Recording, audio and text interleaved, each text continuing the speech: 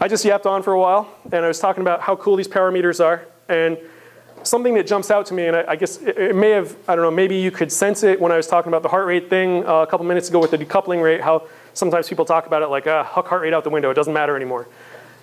You know, there's a lot of things, that even perceived exertion, that are fantastic training tools. So, you know, a power meter, you know, is it just in that 2%, that kind of elusive little fancy thing like the, secret supplement or whatever that's going to make you faster? Probably not. It probably does fit in that 98% of normal things that you can do that can help you become stronger and train better. I just don't want people to feel like if I'm not absolutely positively doing all these different things with my power meter, if I'm not analyzing the bejesus out of myself, I'm not getting benefit out of it, okay? And that's really why I put this here. I wanted you to try and look at it and say, okay, cool, I've got this tool that can help me train. Most people, and I think of other coaches that I know, some of which coach guys that race the Olympics, some of which coach people that never do anything beyond 5 and 10Ks, pretty much, or just regional cycling events like centuries and stuff like that. And it's pretty universal that the power meter really becomes super useful ultimately after the fact. That what you're doing while you're doing the workout is cool and it can help you focus it. But it's really this ability to learn and improve that calibration I was talking about of your mindfulness, your ability to race on how you're feeling, to train on how you're feeling, and to kind of zone that in and make it more accurate. Does that make sense? So you're calibrating your perceived exertion with it. You're using it to better understand how you performed workouts, better understand how you're improving over time. But it's not like, just because you put a power meter on your bike doesn't mean you walk out of here tomorrow faster. It's putting the power meter on your bike, using that information, doing really hard work for a really long time. Okay, so that's the 98%. The 2% is good stuff like sleeping extra. All right. And with that, I would say let's bring you guys in and just take Q&A for a little while here. I saw him for. If you're going to be putting in a lot of time training with power indoors, and you have a certain workout for 60 to 90 minutes at a certain power rate's your goal, do you just want to put it in one gear and crank out power for the whole time, or do you want to move your gears around and alter your cadence? Doesn't matter. I like to see people change gears and make their cadence fluctuate, just so it's a little bit more like being outside. Truthfully, you could do it in very monotone fashion. It's just that good. Training inside already isn't really like outside, even though it can be very effective and really good if you're tight on time, live in a city, etc. But cold weather. But if you can do some things to try and make it a little more road-like, that's a good thing. And when I think of riding indoors, you want to think about warming up too. So especially when you get to the higher intensities, that 90 minutes, you'll be doing some amount of time at that intensity, but there'll be a methodical warm-up as you go from a real easy pace up to that training pace as well. Makes sense. Cool. How often do you kind of change your threshold? Because when you first start, you're going to be at a certain level, or around here for me, I'm not doing as much in the winter as I am in the summer, so your threshold is going to change. How often do you check that? I like to see people do it every 6 to 12 weeks, do a test like that. There can be an argument for about as low as 4. To me, definitely under 4 doesn't really make any sense. You don't have enough time to see really true changes. You might just have a good day. And that's really why I like to see people go to even 6 or a little bit longer than that, because you're less likely to just have a good day, and you're more likely to actually be seeing true, actual physical changes in your body. Yeah. Somebody just, there it is. On intensity intervals, when you do high intensity ones, is there a specific ratio between the rest interval and the actual interval? You mentioned, different, the higher the intensity, the longer the rest period. Yep. Ratio. Generally speaking, for moderate high intensity intervals, so this is going to be around your time trial pace, slightly higher, slightly lower, 1 to 2 minutes is going to work universally. Work at that intensity level is really threshold focused. It's going to be working around that area. Mentally, you need a rest more than physically. When you get to the higher intensity stuff that you were just talking about, 2 to 4 minutes to me is a really good place to be. Most of those intervals are short enough that becomes close to a 1 to 2 work to rest ratio. So getting close to that is generally a pretty good place to be. Okay. With, you mentioned strength training, so I guess my question is, a lot of athletes in here like to strength train, and so let's say they're doing, we're off season, we might be in a build phase of strength, what have you. Have you seen then, you might take off a certain number of watts from, if you're using your power meter for workouts on the bike, and yesterday you did an aggressive leg workout, that you might have a range you suggest knocking off a workout for watts or whatever? Yeah, that's actually a great question, Steve. Generally speaking, if you're doing strength workouts, hopefully they're going to be happening pretty predictably, and you're going to be able to program in so that if you're doing an intense strength workout on Tuesday, Wednesday is going to be a light day, because you just won't be able to produce the power that you would have been able to produce otherwise. So trying to have that pre-built in terms of what kind of specific numbers, I would just say aerobic intensity or even easy intensity. And the way I would break that down is, if you wake up and you're finding yourself going, I can't walk up and down the stairs, I feel, my legs are shot.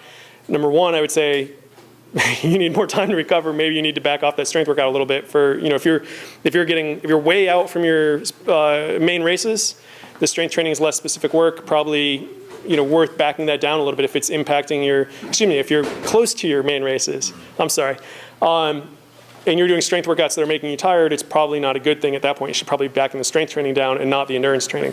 Conversely, the further away you are, like now, and you're racing next year, you're trying to develop strength a little bit, you're being more aggressive with it, then yeah, you'd want to have those workouts, aerobic or easy intensity, after that really tough strength workout.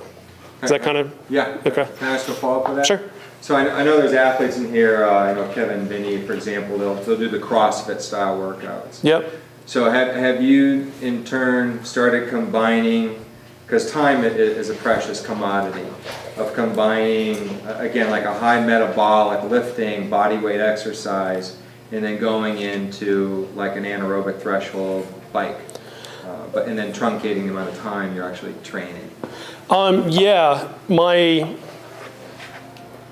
my caveat to that, though, is especially if somebody's crunched on time. So if time's the issue, I'm gonna make enemies right now. You ditch the strength stuff. You chuck it, because no matter how you break it down, if you give me somebody who does 60 minutes worth of threshold work, or they do 30 minutes worth of threshold work on their bike, and they do 30 minutes worth of strength training, the dude who does 60 minutes of threshold work gets more specific training. They get more straightforward adaptation to improving their bike. So I would love it if they could do both, but if somebody's tight on time, I don't even try and say truncated. I just say, okay, sorry, we reduce the strength intensity or we chuck it. That's where I end up going.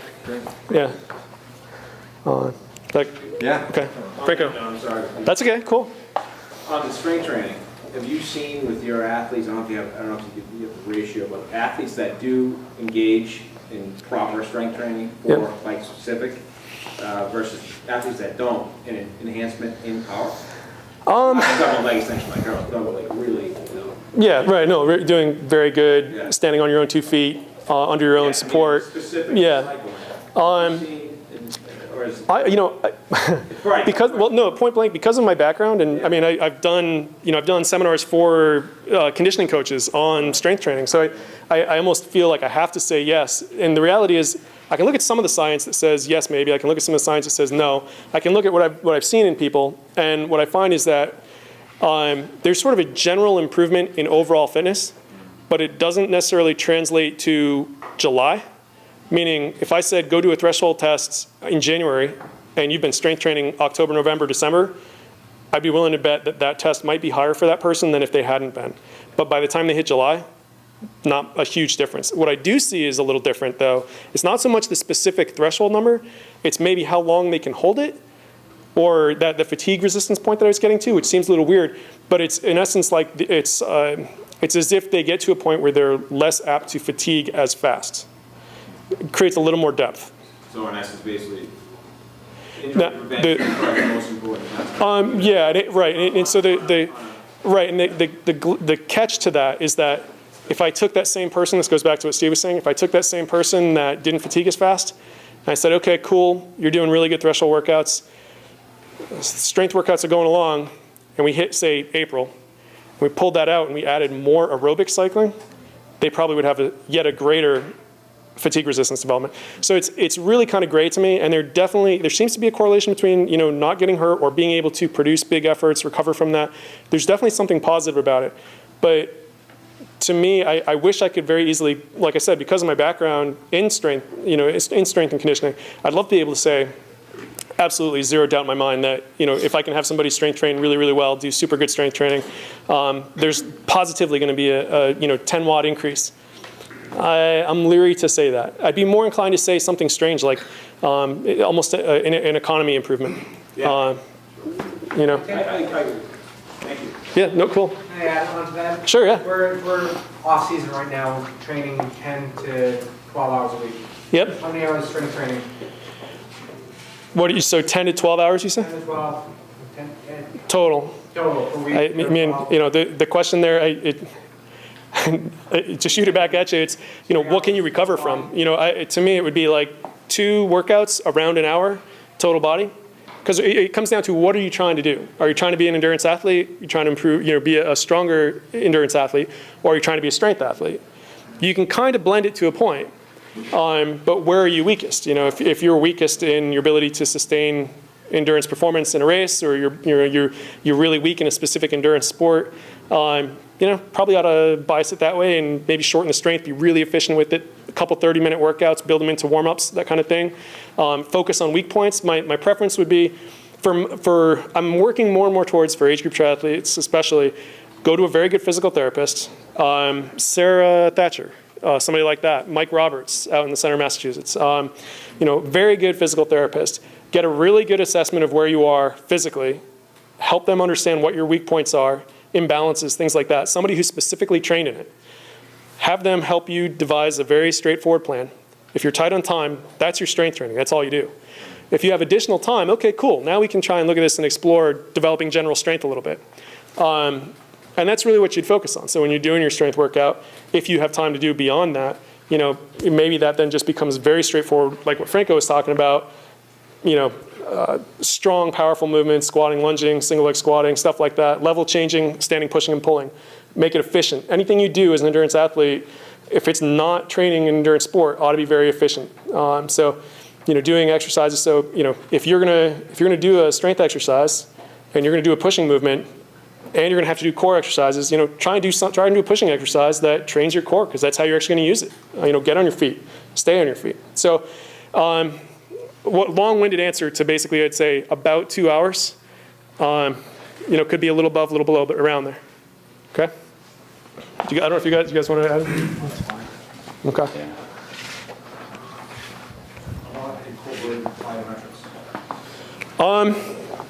You know, relative to this conversation, how it might impact power production on the bike, I'd say probably minimally, because of the reactivity of it.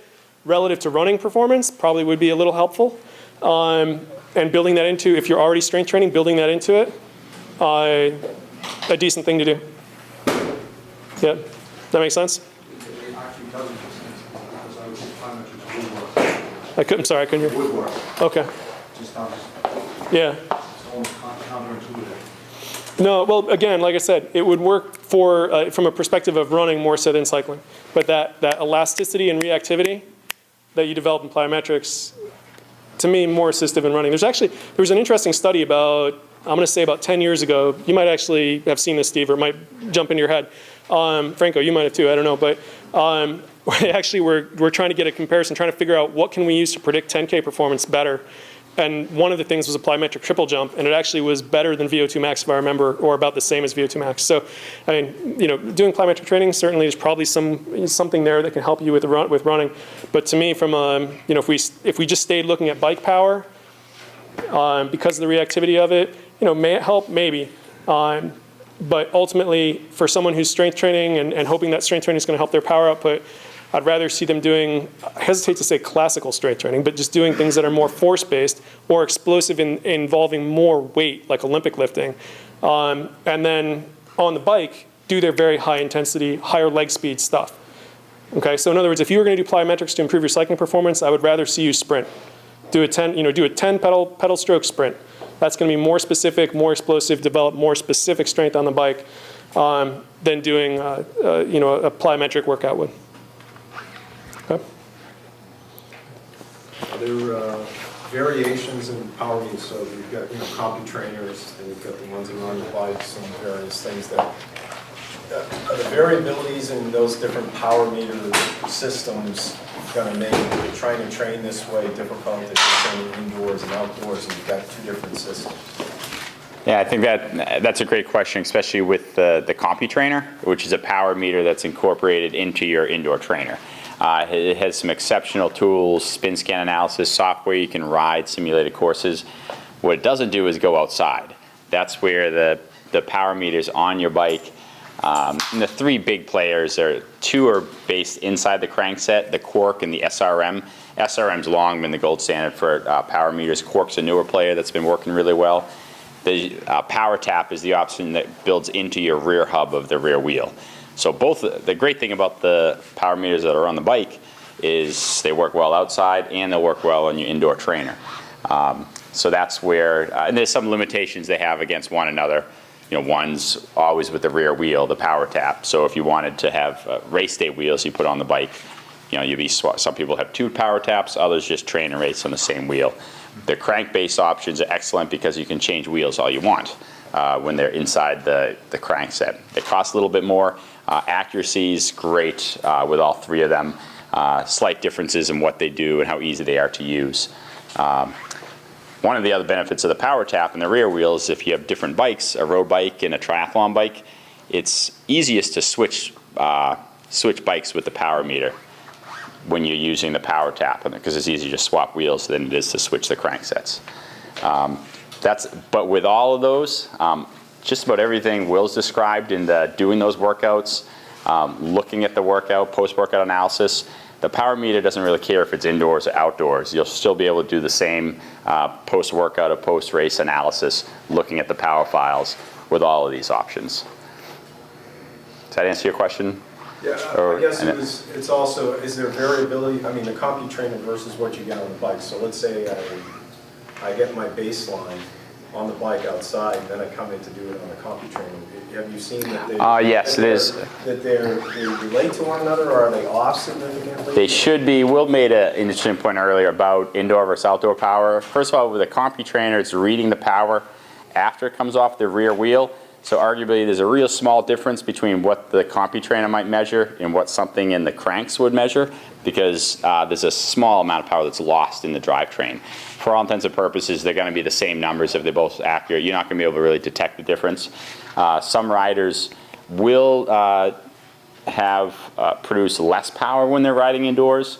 Essentially, Will mentioned that it's difficult to quantify that. We actually wrote a technical article on why riders will typically ride with less power indoors. It's hosted on BeginnerTriathlete.com, who's videotaping this segment. So if you go to BeginnerTriathlete.com on their webpage, it has a couple of the big culprits, which are the cooling, where when you're indoors, especially if it's this temperature, when you're outside, you have a 20-mile-an-hour cooling fan blowing on you. So your body doesn't have to work as hard to cool itself off. We get into all the nitty-gritty in the article.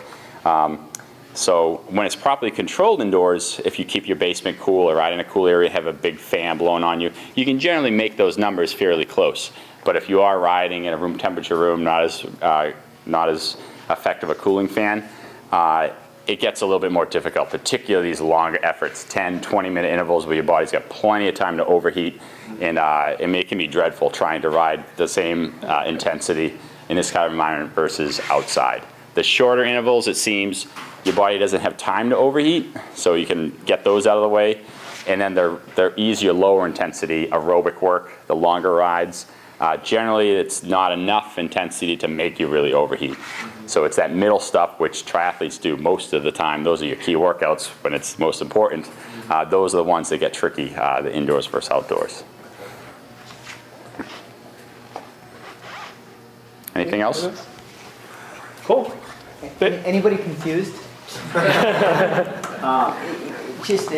asked that as a serious question because really the baseline is number one, if you have a power meter and you don't have a coach and you're not sure how to really use it, seriously think about investing in a coach who knows how to coach using power. Number one, because what they're going to do is they're going to take all the guesswork out of what your workouts are, building up your intensities, testing you at the proper times, and making sure that you are using it correctly. That's first and foremost. The other thing is, if you don't have a coach, really invest a little bit of time on figuring out exactly what races you're going to do or what events you're going to do, what distances are, and really build your training blocks based on getting to that goal time. So if you're, having a race 6 months out, make sure you're building a plan where you're building those blocks properly so you're peaking at that time. That's going to take a little bit of time investment, and that's why it goes back to, if you're not really into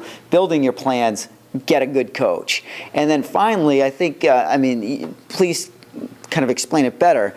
And you really, for a lot of athletes, you have like 3 key workouts. One is going to be a real intense workout, one's going to be a longer distance workout, and one's going to be more of a, maybe like a recovery or whatnot. So using your power is going to be based on, okay, if I'm going to do a recovery workout, it's going to be a lower intensity. If I'm doing a real hard interval effort, all right, that's going to be a hard intensity, and then kind of your long and steady. I mean, in the scheme of things, trying to create those workouts based on that type of format will get you stronger.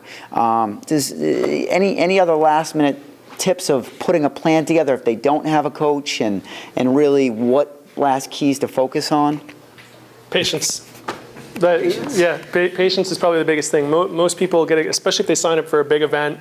It's like, oh my God, I just signed up for Ironman Florida or Ironman Arizona, and it's a year away, and it's like, I got to go ride 6 hours this weekend. I got to go run 18 miles this weekend. Shouldn't I do a marathon in November? It's like, chill, dude. But be really patient. Like Marty was saying, in essence, you're trying to lay your training out so that you're arriving at where you're going as prepared as possible. It's all the neat physiological stuff that coaches talk about and physiologists talk about just sort of happens if what you're doing is gradually getting more and more race-like, and you're increasing your load and getting yourself better and better prepared as you get closer and closer to your race. So taking time, being willing to give yourself a year, 6 months. If it's a really big thing, you've never done an Ironman, you're totally stoked about it, you want to do one, this is your second year in triathlon, give yourself an extra year or two. Give yourself plenty of time to develop and grow. And then the other thing is, I do not know a coach that is unwilling to answer questions when somebody just says, hey, I saw you talk somewhere, I saw an article you wrote somewhere, somebody told me about you, whatever. I found you online, and I'm just curious about this. Do you have a couple minutes that I could run this past you, or that I could, can I just shoot you an email and ask you this? Most coaches will at least answer a few of those. So don't be afraid to ask somebody, and inquire about it if you have a question about what you're doing, and how to build that up and develop your fitness. I think, does that kind of? Yeah.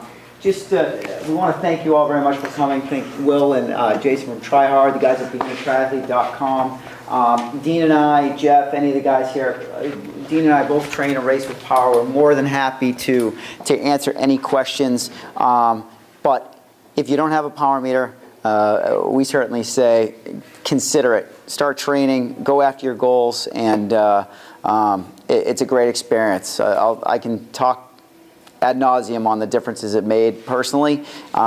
It's a great benefit. So the best training and racing is ahead with Power Meter, absolutely. So thank you all very much for coming.